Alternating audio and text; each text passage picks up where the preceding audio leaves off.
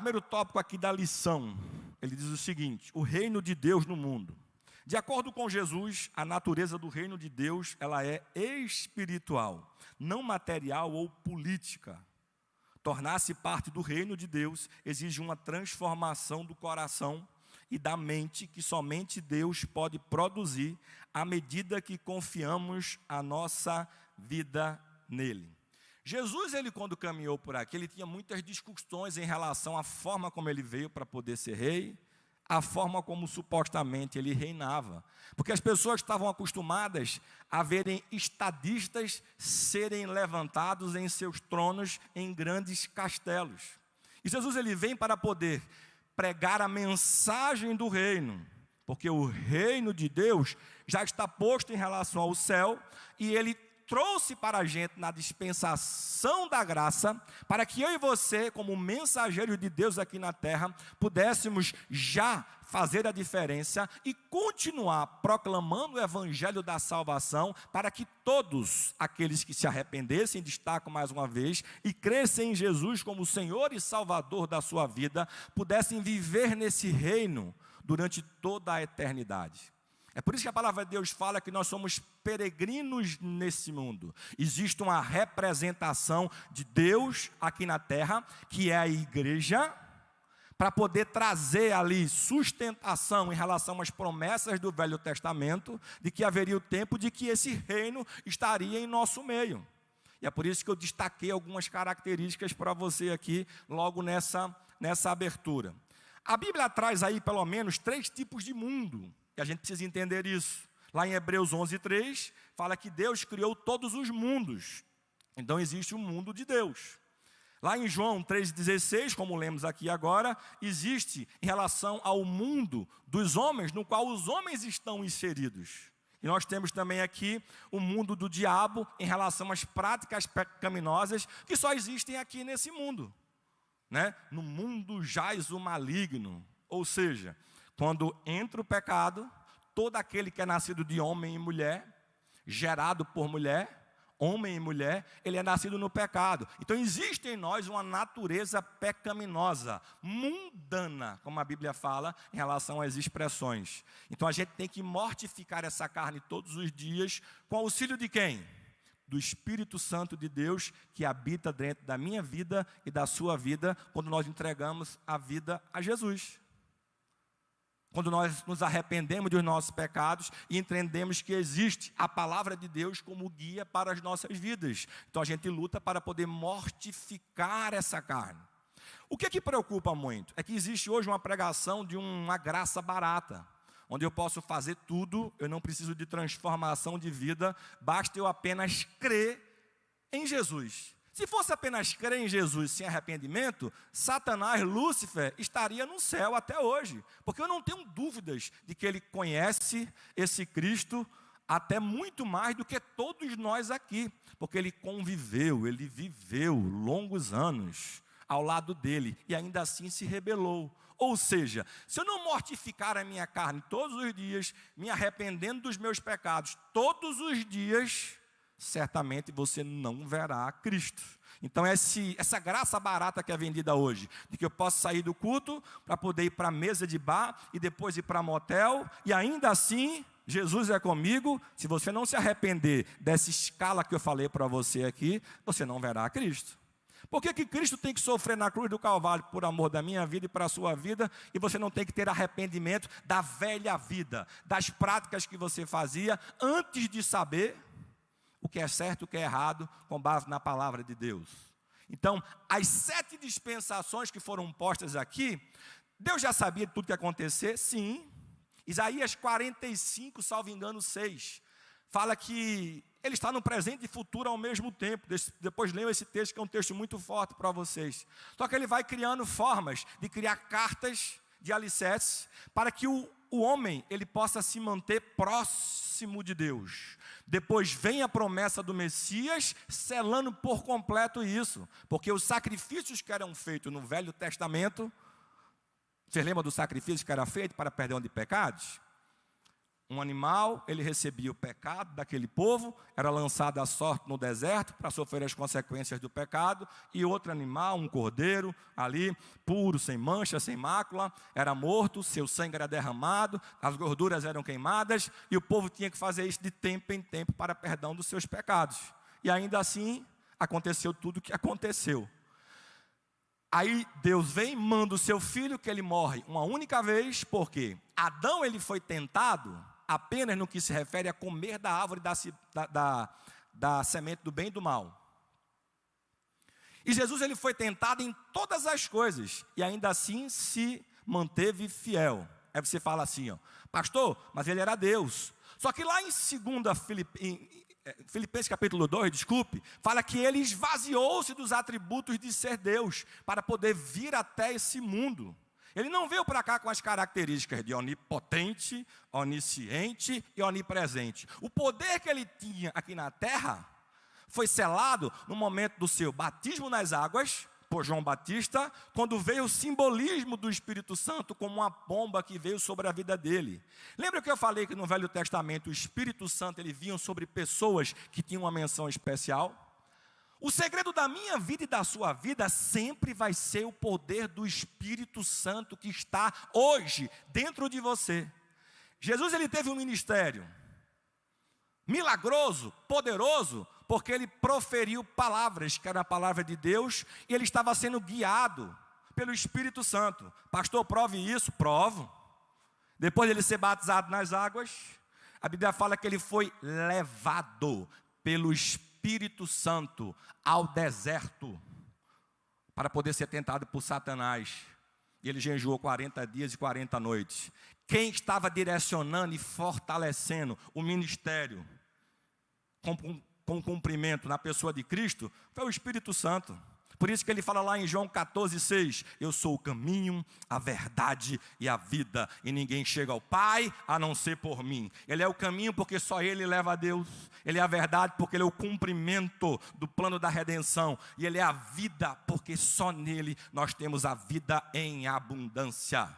Ele passou todas as provações que um homem poderia receber no mundo. E ele venceu todas elas sem pecado, sem se corromper, sem se contaminar. E a principal mensagem dele de anúncio foi: arrependei-vos, porque é chegado, ele, Jesus, chegou, é chegado o reino de Deus aqui na terra. E é por isso que, se eu quiser fazer parte do reino de Deus aqui na terra, eu preciso ter transformação. E não existe transformação de vida sem arrependimento. Amém? Dá para dar um glória?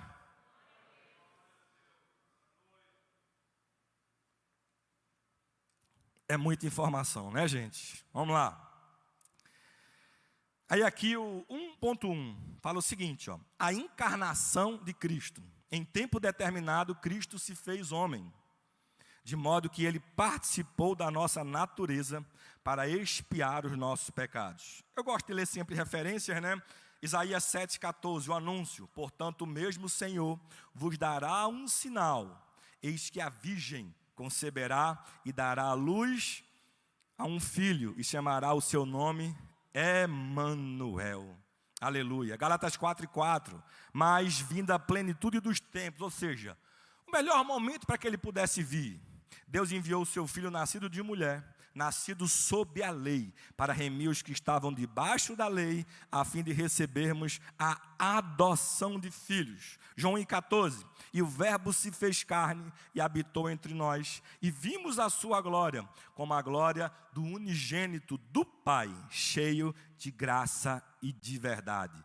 Jesus ele viveu nesse mundo cheio do Espírito Santo de Deus. Ele curou, aleluia, ele ressuscitou, ele salvou, e ainda hoje ele quer continuar salvando, curando e, se necessário, ressuscitando também. Porque assim como Jesus foi cheio do Espírito Santo de Deus, eu e você temos o Espírito Santo como promessa dele, morando e habitando dentro de nós. E se você estiver cheio do Espírito Santo e exercer o nome que está acima de todos os nomes, que é Jesus, você também é capaz, no nome dele, de curar, de batizar, de pregar a palavra de Deus e de impactar e libertar vidas. E você vai fazer isso em um nome de Jesus.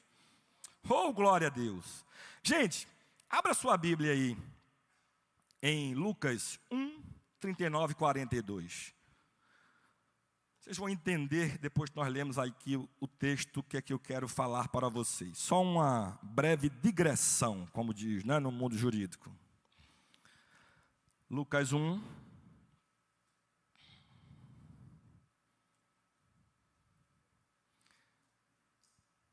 Trinta e 42. Olha só. E naqueles dias, levantando-se Maria, foi apressada às montanhas, a uma cidade de Judá, e entrou em casa de Zacarias, e saudou a Isabel. Olha só.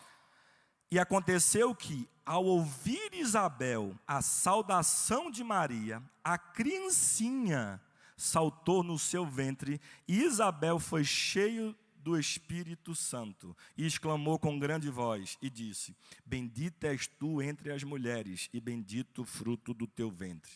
Rapidamente, a gente tem visto aí uma discussão ferrenha, né, em relação aos órgãos máximos da justiça, para poder querer legalizar o aborto, e querer dizer que vida só existe após o nascimento da criança, quando sai da barriga da mãe com vida. E a Bíblia nos deixa muito claro que o propósito que Deus tem para cada um é no momento que você é gerado, ainda sem nem ser perceptível, hoje com a tecnologia de poder encontrar o embrião. Na concepção, na geração, espermatozoide e óvulo, já existe um ser que habita dentro das mulheres.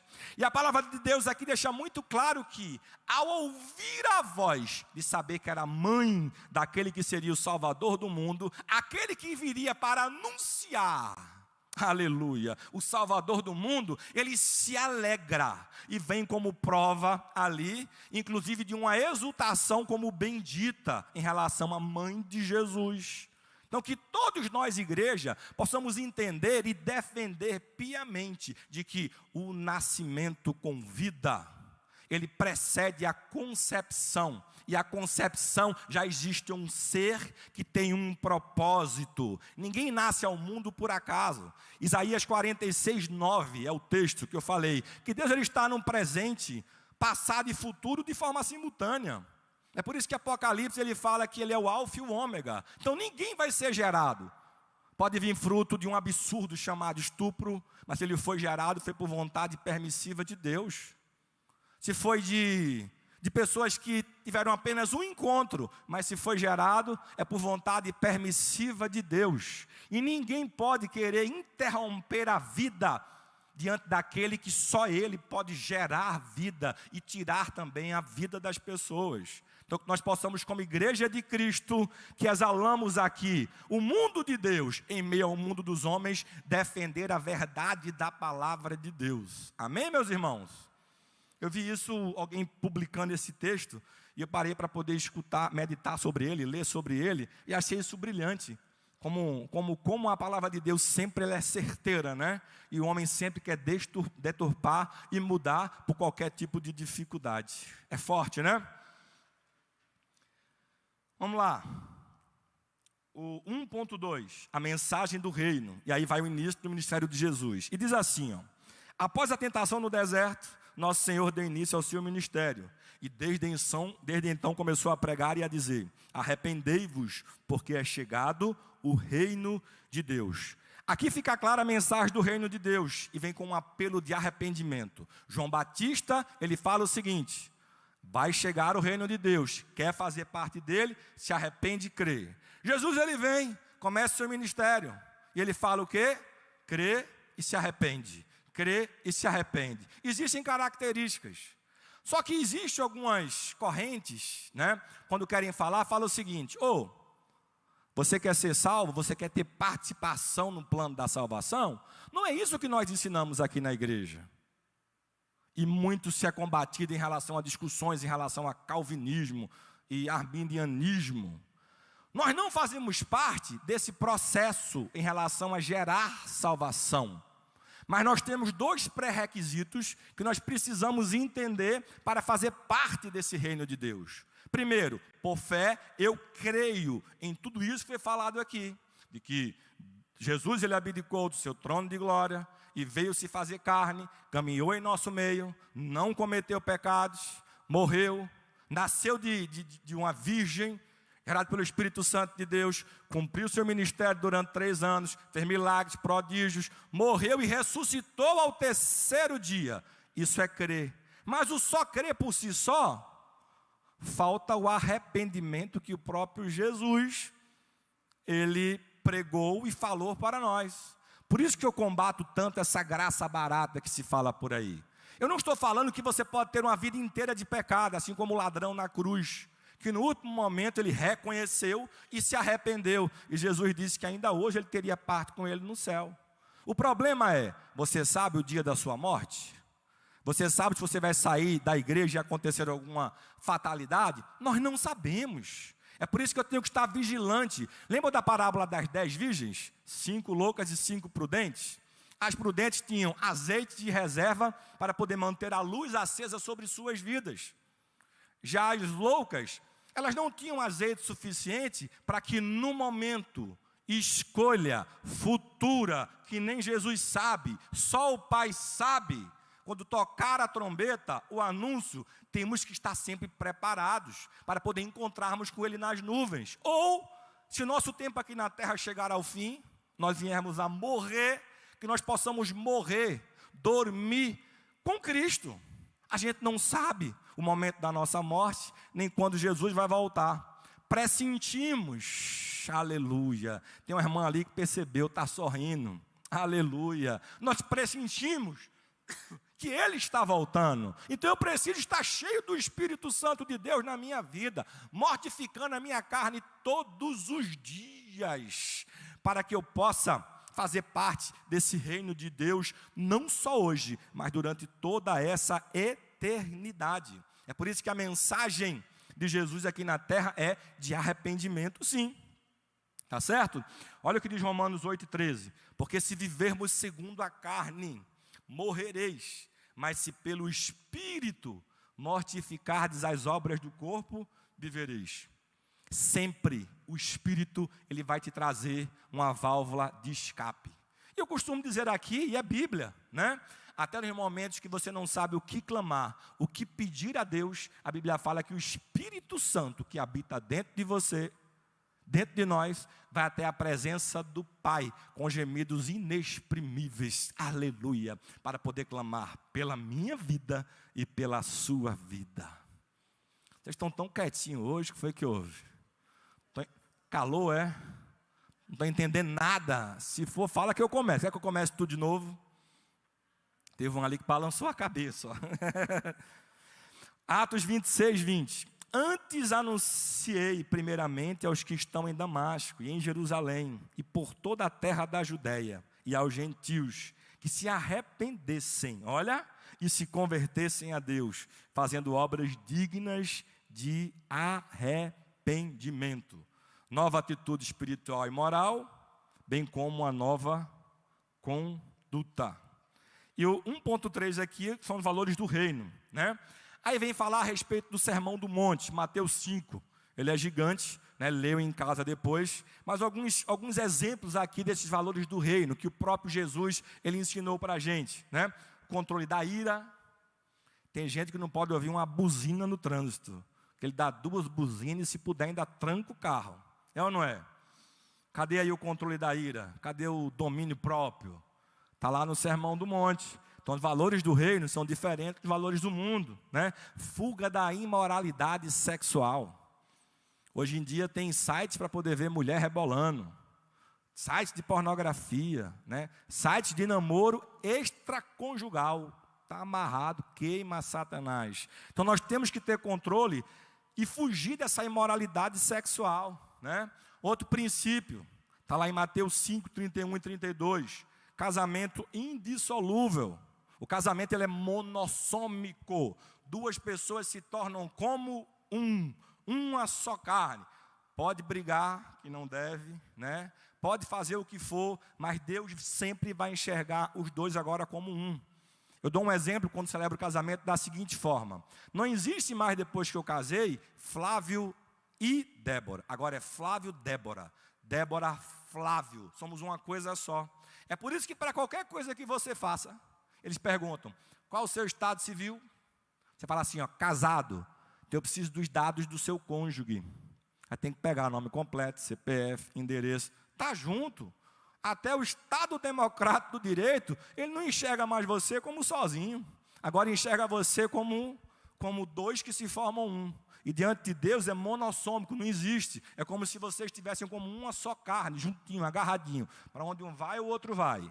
Pode não ir fisicamente, mas no pensamento, ambos não podem esquecer daquilo que você representa diante de Deus. E também para a sociedade como exemplo. Por isso o casamento ele é monossômico. Amém, meus irmãos?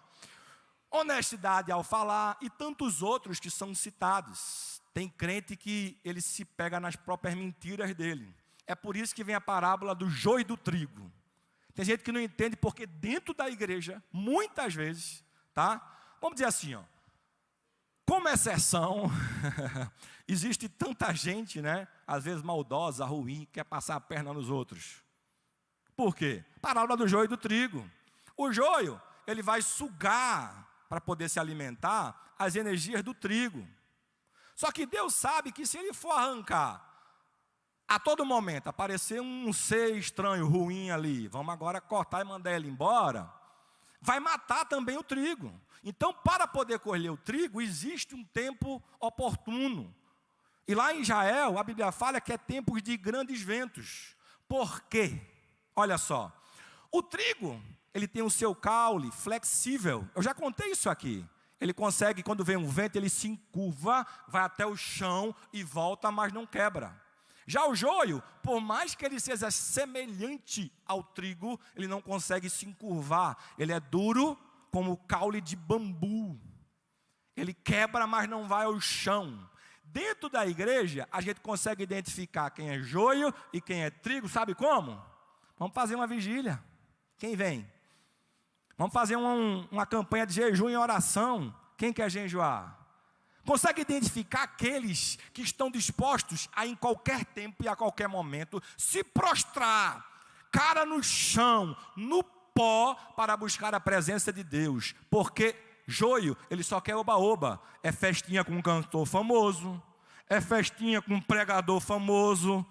Tem gente que vai para o culto e vai descobrir lá o seguinte: quem vai pregar hoje? Porque ele não vem adorar, ele vem escutar palavras de conhecimento para a sua vida. E o crente tem que vir para a igreja como primazia para adorar. É por isso que a palavra de Deus diz o seguinte: quer comamos, ou bebamos, ou façamos qualquer outra coisa, façamos tudo para a glória de Deus. Quando você vem para a igreja, primeiro você adora. Depois, Deus vai falar contigo aquilo que Ele quer que você escute, não aquilo que você quer escutar. Então para de passar a tua vida querendo ir de igreja em igreja para poder querer perseguir profeta, achando que Deus só fala através da boca de profeta A, B ou C. Onde o maior profeta que você pode ter para escutar, já passou aqui na terra e deixou um compêndio chamado Bíblia Sagrada para ensinar tudo o que você precisa aqui na terra. Eu falo que a Bíblia é o manual do homem. Quer aprender sobre casamento? Vai para a Bíblia. Educação de pais e filhos? Bíblia. Quer ter um empreendimento de sucesso? Olha aí, ó, Catedral Business, né? A gente ensina a luz da Bíblia para que você possa ser próspero. Então essa igreja ensina a Bíblia para você o tempo inteiro, em todas as áreas da sua vida. Então larga de querer buscar fulano ou cicrano. Busque na igreja adorar a Deus e escutar aquilo que Deus quer falar e se comunicar com você. Ou seja, larga de ser joio que fica em pé, pomposo, tudo acha ruim, tudo reclama, fala de todo mundo. Tudo que eu falo aqui está aí, ó, me condenando diante das coisas que eu falo. Mas não, aprenda a escutar a voz de Deus na sua vida. E quando o sopro do Espírito soprar sobre a sua vida, que você possa cair, se jogar, lançar a terra no pó para poder adorar a Ele, que é digno de honra, louvor, glória e majestade. Oh, aleluia, glória a Deus. Aleluia. Efésios 5:8, porque no outro tempo eres trevas, mas agora sois luz no Senhor. Olha só, andai como filhos da luz. Segundo ponto, as bênçãos de uma vida no reino. Qual é a primeira bênção que eu tenho quando eu faço parte desse reino? É a remissão dos pecados. Remir é um perdão por misericórdia. Nós somos seres miseráveis, porque o pecado habita em nós. Mas quando eu me arrependo, quando eu confesso a Jesus, por misericórdia, desculpe gente, mas por misericórdia, Ele habita dentro de mim, me traz perdão pelos meus pecados e me conduz para que eu possa me manter na luz. Por isso que o pessoal fala que o Espírito Santo é o nosso termômetro. Aí vem aquelas questões: pastor, mas todo dia eu sou tentado, Deus me tenta. Deus não te tenta, Deus te prova. Quem tenta é Satanás. E a palavra de Deus diz que em toda tentação, ou para toda tentação, Jesus já veio com uma válvula de escape, para que você consiga vencer essa tentação. E não virá tentação sobre a sua vida maior do que você possa aguentar, suportar. Agora, Deus nos prova? Prova. Deus provou o povo, depois de ter sido libertado do cativeiro egípcio, ter vivido aquelas maravilhas, durante a peregrinação no deserto, uma promessa de Deus, que era o quê? Terra prometida. E o povo foi provado para que ele se mantesse alinhado com Deus. Por que o povo não chegou a contemplar a seção de 2? A terra prometida? Porque não estavam alinhados com Deus. Deus prova. E Deus também nos prova, e eu falo que faculdade de Deus é o melhor que tem para nós, porque quando a gente é provado por Deus, Ele nos fortifica para poder subirmos degraus maiores na nossa vida. Davi, ele foi ungido rei, já recebeu no outro dia o reino, castelão bonito, trono de ouro, coroa? Não, continuou vivendo, sendo provado, testado, até que o reino caísse na sua mão. E detalhe, o que é que fez Davi ser ascendido e conhecido diante do povo? Um gigante. Deus não mandou ele guerrear contra o gigante. Ele entendeu, diante de uma situação, que o nome de Deus precisava ser glorificado através dele, da pessoa dele. Se ele usasse as forças de Deus, ele conseguiria vencer o gigante. Será que você está disposto a vencer os gigantes que vão aparecer na sua vida? Ou você vai continuar correndo? Porque vão ter gigantes que vão se levantar no seu trabalho. E você precisa vencer esses gigantes para que você possa ser promovido. Vão ter gigantes que nós vamos precisar vencer aqui na igreja. A vergonha do falar. A muitas vezes abdicar do nosso trabalho secular para poder visitar um irmão. Às vezes abdicar do tempo de família para poder estar à frente de um grupo familiar, de um sopão, correndo risco de poder pegar doenças, mas sempre acreditando que se Deus mandou, Ele vai prover sempre o melhor para as nossas vidas, independentemente da situação. Ei, para de dar desculpa para se vir a Deus. Se Jesus abdicou do trono de glória dele, para poder vir a esse mundo, pregar o evangelho de salvação, quem é você para dizer que não tem tempo para poder fazer as coisas do Senhor? Se tem uma coisa que eu aprendi desde criancinha, é que eu não devo fazer parte do ministério do banco. Sabe qual é o ministério do banco? É ficar apenas sentado nos bancos da igreja, criticando ou achando que só tem a receber. Onde a sua missão, como primazia da sua vida, é pregar a palavra de Deus. É auxiliar o próximo, é amar o próximo como a você mesmo, e amar a Deus sobre todas as coisas. Aleluia. Vamos caminhar aqui, 2.2, adotados herdeiros de Cristo. Olha só que lindo. No outro tempo éramos estranhos e inimigos, mas agora somos filhos reconciliados em Cristo. Deus concedeu aos filhos a dádiva de um novo nome e uma nova imagem, a imagem de Cristo. Olha só, existem bênçãos que já são desfrutadas aqui na terra, diante daqueles que são chamados filhos de Deus. Olha só Efésios 1:5. Em amor nos predestinou para sermos adotados como filhos por meio de Jesus Cristo, conforme o bom propósito da sua vontade. Nós lemos já, Gálatas 4:4. Mas vindo a plenitude dos tempos, Deus enviou o seu Filho, nascido de mulher, nascido sob a lei, para remir os que estavam debaixo da lei, a fim de recebermos a adoção de filhos.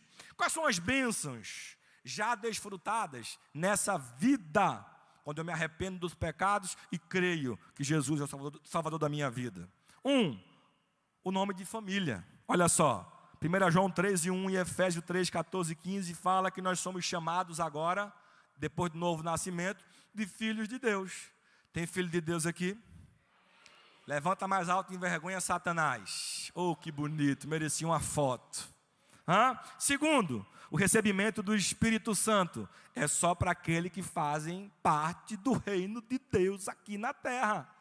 Já pensou? Você tem um Deus que habita dentro de você. Se tem alguém aqui hoje em nosso meio que nunca confessou Jesus como Salvador da sua vida, ei, entrega a sua vida hoje a Ele e vem fazer parte do reino de Deus, juntamente com essa igreja aqui chamada Catedral da Família, meu irmão. Porque se tem uma coisa que é boa, é fazer parte do reino de Deus. Aleluia. Terceiro, ter o nome registrado no livro da vida. Aí tem um texto aqui de Apocalipse que eu vou ler, porque também hoje esses pastores do YouTube, ficam muito discutindo. Mas não tem na Bíblia esse negócio de escrever o nome da vida. Então se deduz de que já está o nome de todo mundo lá e vão ser os nomes retirados da Bíblia. Mas nós assembleamos, falamos de forma muito certeira de que a nossa oração é de arrependimento, de confissão, em relação a Jesus, e também a gente pede o quê? E escreve o nome deles no livro da vida. Aí eu arrumei um texto aqui, lá de Apocalipse 17:8. Abra sua Bíblia e me acompanhe na leitura, para você poder marcar e destacar isso. Estou finalizando. Apocalipse 17:8, olha só.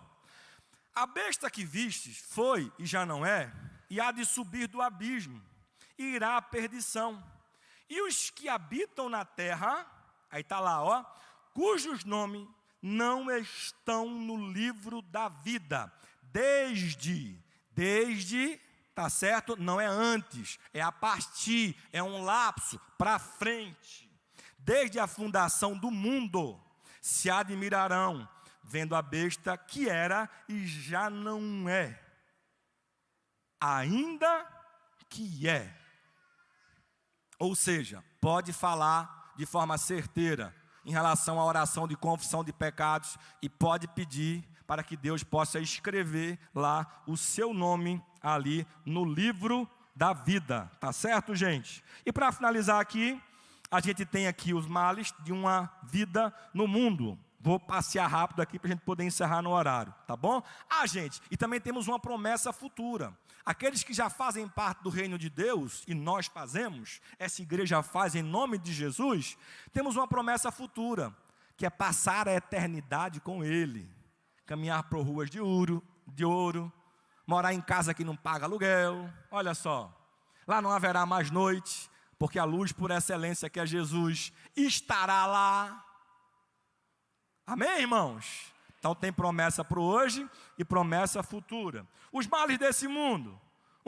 Escravidão do pecado, Romanos 6:22 fala: mas agora, libertos do pecado e feitos servos de Deus, tendes o vosso fruto para a santificação e, por fim, a vida eterna. João 8:36, se, pois, o Filho vos libertar, verdadeiramente sereis salvos. Quem nos liberta da escravidão do pecado é Jesus. Lembra que eu falei, João 14,6, que ele é o caminho, a verdade e a vida? Por tudo aquilo que eu já expliquei aí para vocês. E por fim, filhos da ira e condenação eterna. Olha só, as escrituras enfatizam que os homens escravizados pelos desejos e pensamentos da carne são por natureza filhos da ira. Está lá em Efésios 2 e 3. Por isso que Jesus ensinou que aquele que não crê já está condenado, né? João 3, 18b. Quem não entrega a sua vida ao Salvador é condenado, porque se recusa a crer no nome do unigênito Filho de Deus. João 3, 18 e c. Então que você possa entender de que o reino de Deus já está em nosso meio. E nós, como igreja, temos a missão de exalar de que esse reino está em nós, porque a gente consegue, através da ajuda do Espírito Santo de Deus, mortificando nossa carne, sermos diferentes em relação àqueles que estão no mundo de Satanás. Então, se você é luz, se você é sal, haja como luz e haja como sal nesse mundo onde o inimigo, ele quer devorar a todos que ele possa tragar, porque ele sabe de que Jesus, ele está voltando. Amém, meus irmãos? Aplauda o nome do Senhor, glorifica ele.